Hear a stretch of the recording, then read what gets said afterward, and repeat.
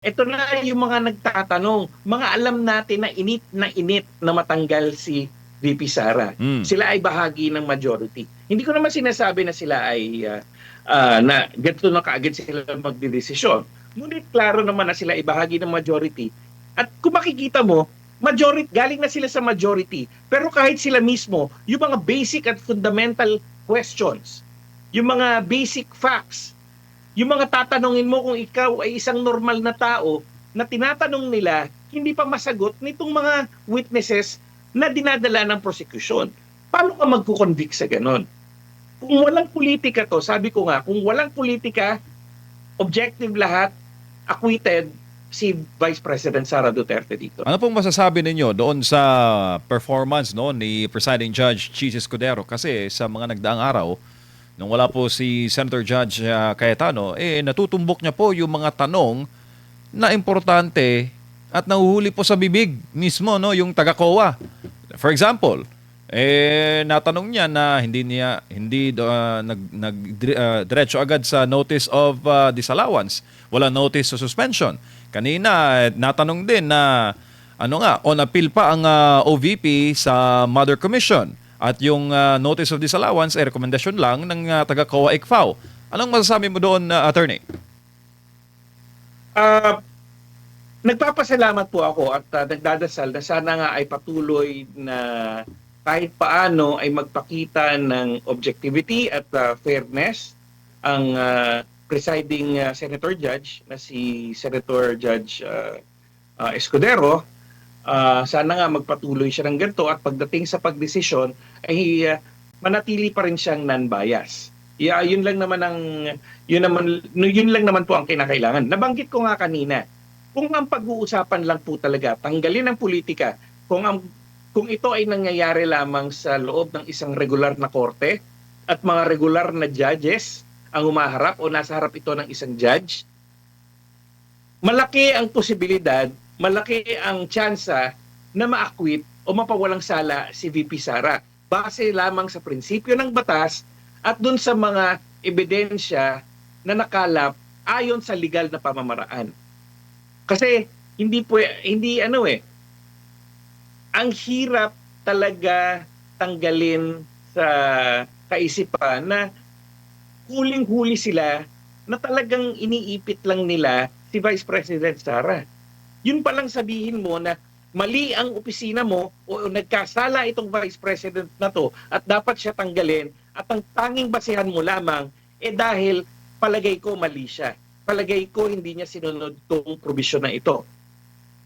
Walang training, walang background, walang security background, walang intelligence training, walang operational intelligence operation training.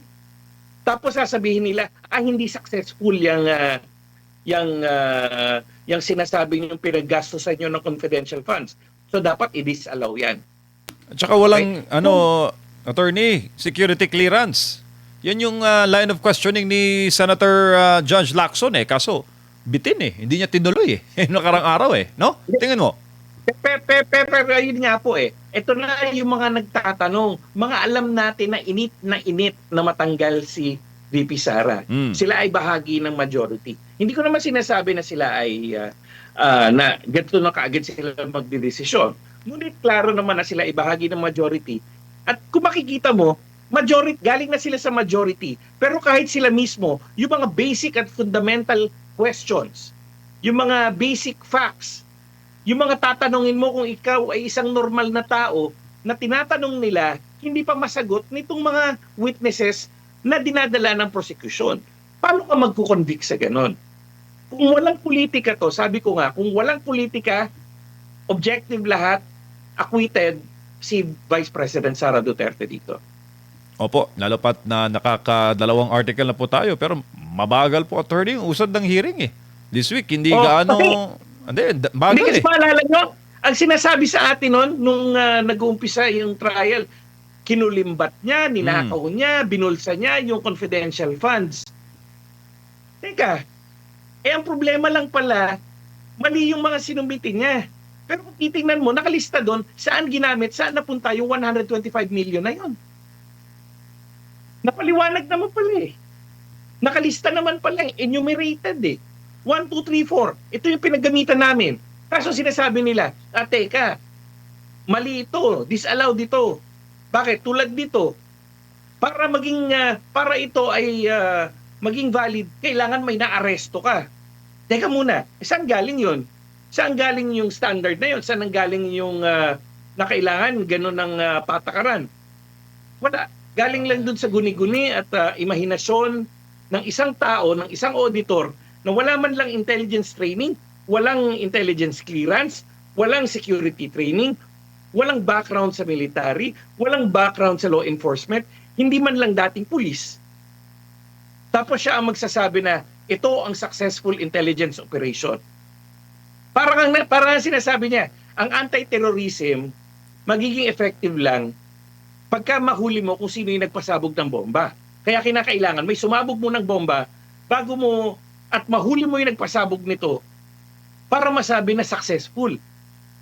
Teka, sa intelligence community, sa security community, ang success mo yung punto na walang nangyari, walang naganap na pagsabog, walang naganap na pananakit, walang namatay, walang nasugatan, walang insidente. Every day sa 365 days ng Pilipinas na walang sumasabog na bomba, walang mga terorismong nangyayari kada araw, yun yung success for our security agencies. Tapos ang COA sasabihin, hindi successful yan. Magpakita ka sa akin na may nahuli ka. Saan naman nila nakuha yun? Ano namang saang universe sila tumira na naging expert sila sa security at intelligence work at nasasabihin nila na teka, para maging successful yan, kailangan may nahuhuli kayo. Opo, sinabi po ni Justice... Yun yung sitwasyon natin ngayon. Opo, sinabi po ni Retired Justice Noel Tiham, actually, sarcasm to, pero kaugnay ito sa sinabi mo, attorney. Sinabi niya, co-auditors or former CIA, KGB, and MI5 operatives, eksperto daw sa surveillance, information intelligence, gathering, espionage, based daw sa kanilang experience. Nakasaad daw po ito sa COA Circular 007, parang James Bond. Dinaanan lang sa biro ni Justice Tiham attorney. Pati retired justice. Dati na pong justice yan. Siya na po nagsabi dyan. Naiinip na rin Ayun din. Kasi, sabi ko nga po, ako nga po, kahit paano ay nakapagtrabaho at nakasama ko at naging aktibo po ako sa security and anti-terrorism efforts.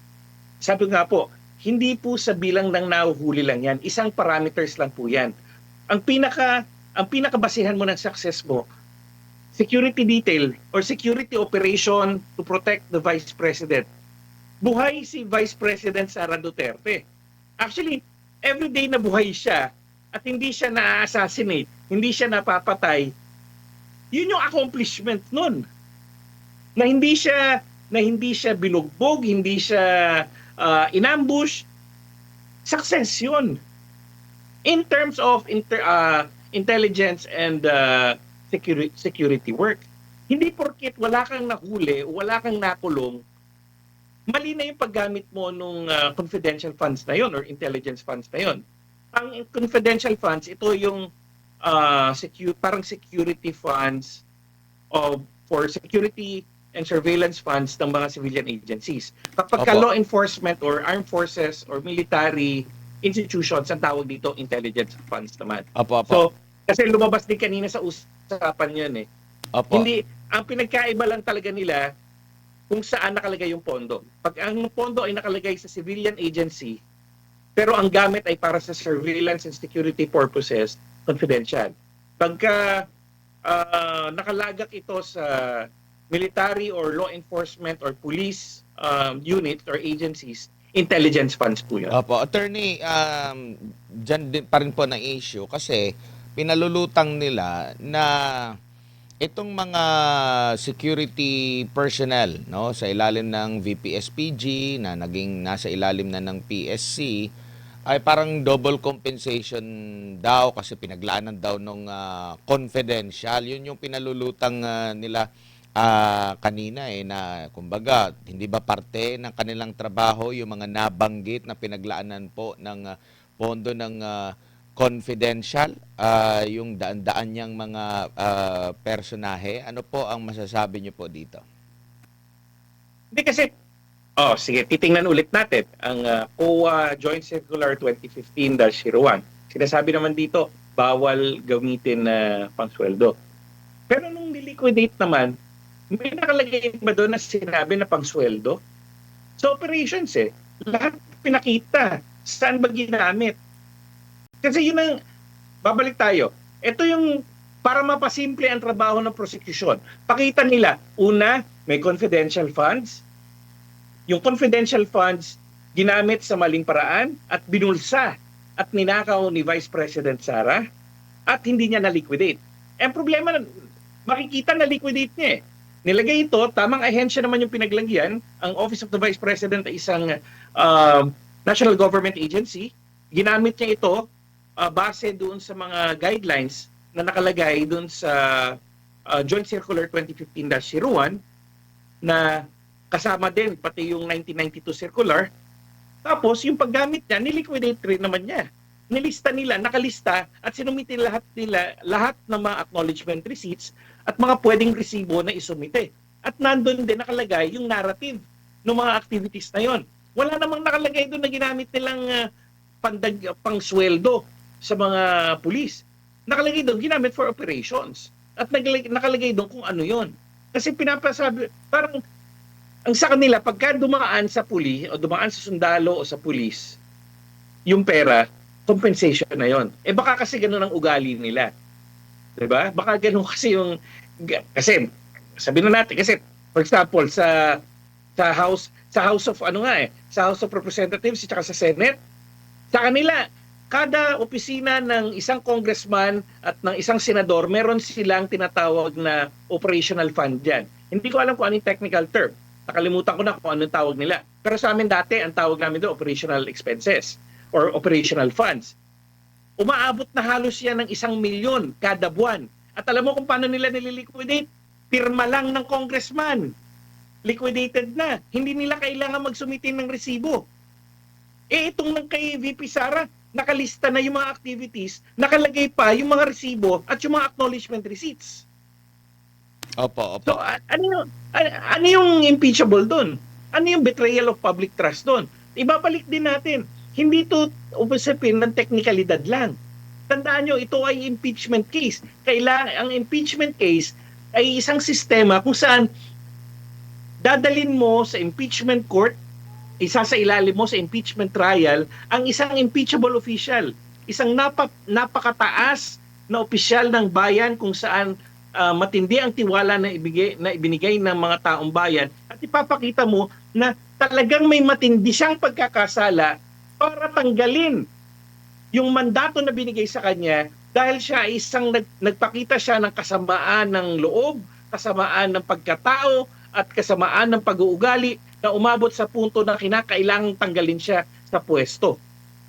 At ang magkamali ka o magkaroon ka ng ibang interpretasyon doon sa interpretasyon din lang ng isang auditor, ang problema pa nga itong auditor na pangalawa hindi nga abogado Hindi niya alam kung ano yung penal law Opo, At attorney. sila ang nagsasabi, di ba? At sila ang nagsasabi na mas alam nila kung ano ang interpretasyon o ano ang successful na intelligence o ano ang successful na surveillance o security o confidential operation kaysa dun sa mga tauhan ng OVP-SG, ng security group ng Vice President, kung saan may mga active military and law enforcement units and officials na nandoon. Opo, attorney, pinalutang din yung patungkol doon sa pagkakaroon ng confidential fund ng OVP at ng DepEd na tinanong ang COA at sumagot naman ang COA dito na batay daw sa mandato hindi dapat magkaroon ng confidential fund. Meron ba siyang competent ba siya na magsabi nito? Sino rin ang magsasabi na hindi o hindi pwede o hindi pwede na magkaroon ng confidential fund ang OVP at ng DepEd? Ayan, ito na naman. Kaya nga sinasabi ko kanina pa dito, alam mo ang lumalabas dito? Ang lumalabas dito, talagang abusado ang COA. Kasi kung anong interpretasyon nila, yun ang nasusunod. Yun ang pinapamukha nila, yun ang pinapangalandakan nila. Interpretasyon namin ito dapat sundin nyo. Kahit lagpas na yung ginagawa nila sa kung ano yung nakasulat sa batas. 'Di ba? Wala silang kaalam-alam. Wala naman silang pagsasanay. Tapos sasabihin nila, hindi, ang DepEd mas marunong pa kayo sa Kongreso. 'Di ba? Ang OVP, dapat ba may confidential funds? Hindi. Sino ba nagbibigay niyan? Ang desisyon niyan, ang Kongreso. So it's a political decision. Kung ang Kongreso mismo, ang tingin nila, dapat merong confidential funds ang DepEd at ang OVP, sila ang nagbibigay niyan. Anong pakialam ng COA? Walang political power ang COA. Walang ganyang political decision-making powers ang COA. Ang trabaho nila, siguraduhin nila na nasusunod yung mga proseso. Hindi nila trabaho na talunin ng Kongreso na sila ang maglalagay ng mga kondisyones na lagpas pa dun sa mga kondisyon na pinataw ng Kongreso. O kahit sabihin mong, kasi sabihin, hindi, yung confidential fund na yan, galing yan sa Office of the President. O di lalo pa yon, Office of the President ang nagdesisyon na magbigay sa kanila nung natira niyang pera, binigay niya sa Office of the Vice President. O sige, bigyan yan. Political decision pa rin yan. Kasi nga, yung mga bagay na yan, ang nagdidesisyon yan, yung mga institusyon natin na may mandato, may political mandates galing mismo sa tao. At ang konstitusyon mismo sinasabi, kayo ang may political decision-making power para magsabi, dapat bang magkaroon ng confidential fund itong tanggapan na to o hindi. Ang COA, hindi siya pwedeng magsabi na mas marunong pa sila sa Kongreso, mas marunong pa sila sa Presidente. Opo. Lalo na't wala naman silang pagsasanay, wala silang training, wala silang background, wala silang experience. Opo. Attorney. Sa anong pinaghuhugutan nila? Opo. Di ba?